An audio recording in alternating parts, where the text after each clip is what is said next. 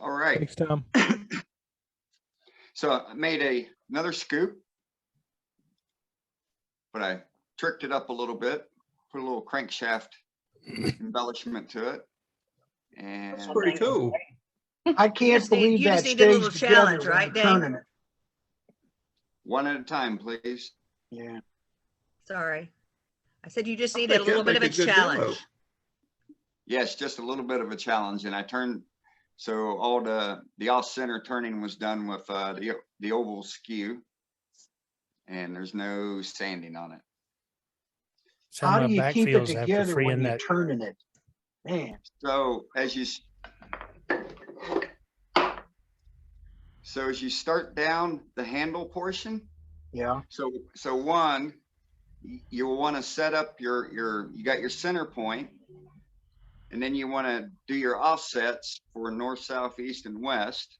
Okay. And then as you start, so this is the spoon end or the scoop end. And so how I do it is I figure out how many, so I got my four zones. And so I divide that up to get my even spacing for the four axes.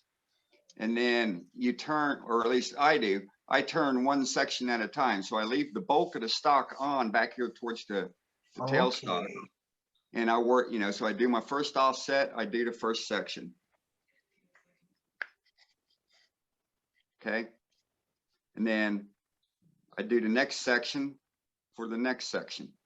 Okay. And then so once you get to the third section, you'll start getting a little bit of flex. And then by the time you get to the last section, you'll get a lot of flex.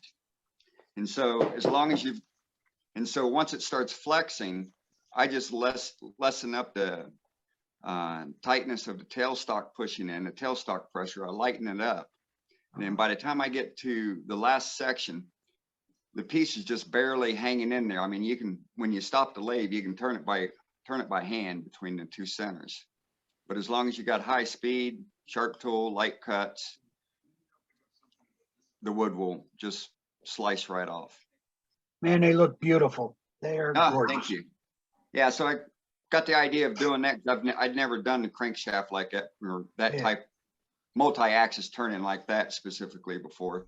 But Cade inspired me to add that embellishment to one.